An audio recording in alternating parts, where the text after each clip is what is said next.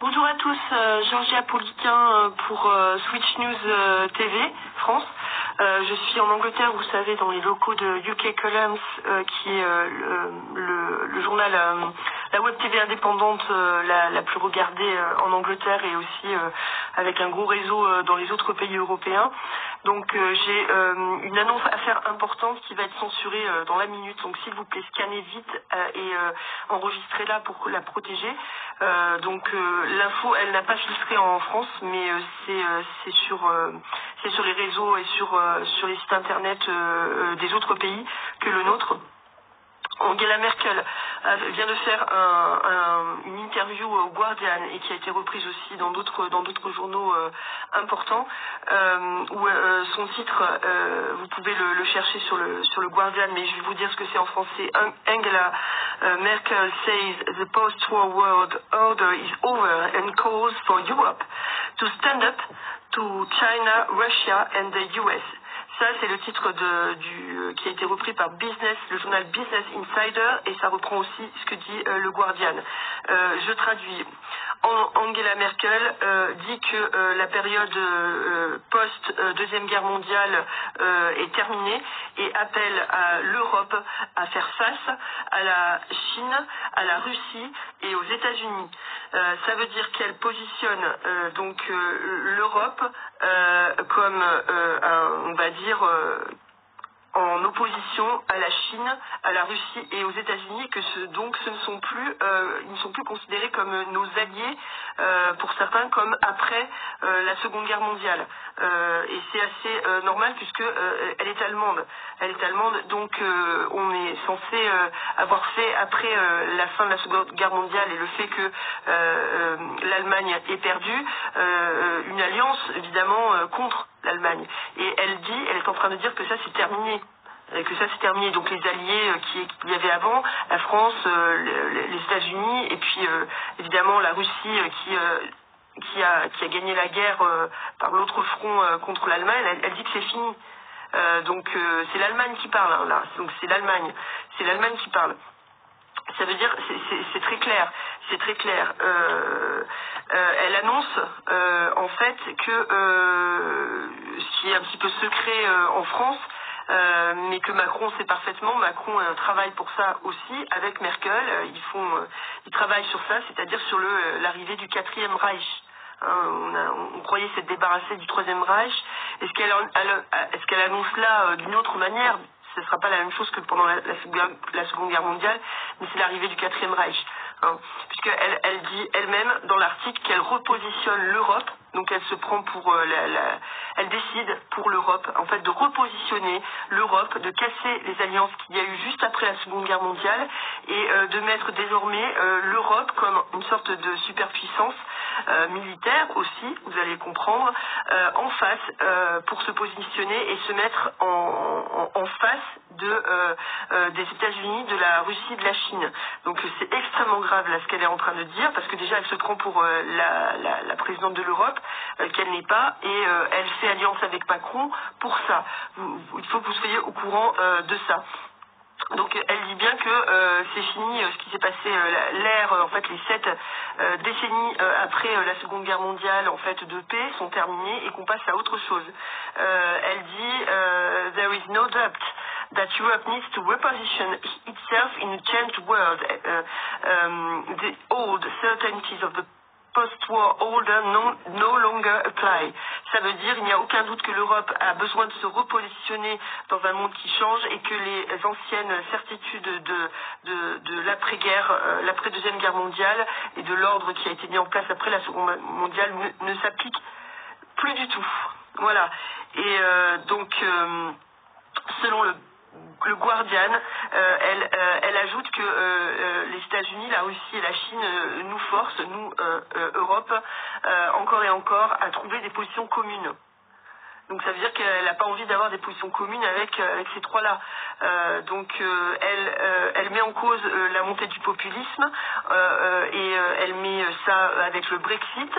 Elle estime que ce sont des choses avec l'élection du président Trump aux USA, et donc la montée du populisme en Europe, que tout ça va à l'encontre des intérêts de l'Europe. Donc elle se pose vraiment contre Donald Trump, et elle estime qu'il est responsable de la montée des populismes aussi en Europe, en tout cas qu'il encourage cette montée des populismes, ce qui n'existe pas du tout. Elle parle de l'Italie, elle parle de tout ce qui est un obstacle pour elle à l'Europe.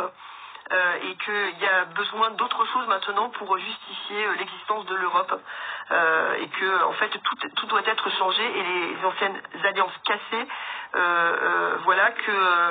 et elle met en cause directement Trump. Trump qui critique beaucoup évidemment la position de l'Allemagne dans l'OTAN parce qu'elle paye moins, etc.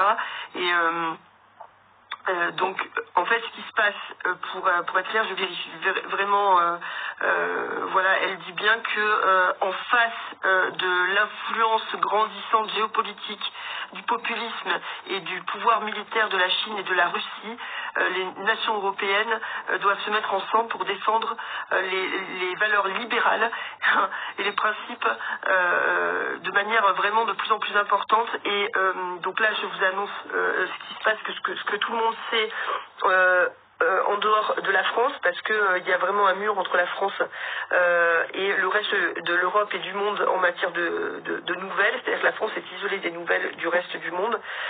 C'est que est en train de se mettre en place un super state européen, c'est-à-dire un État supérieur européen, qui va faire fi des nations, c'est-à-dire que ça sera un État, vraiment. Ce ne sera plus les nations européennes. Il y aura un État européen qui est en train de se mettre en place, qui va être dirigé forcément par l'Allemagne et par Macron. Manifestement, Macron fait campagne pour être le président de ce machin-là.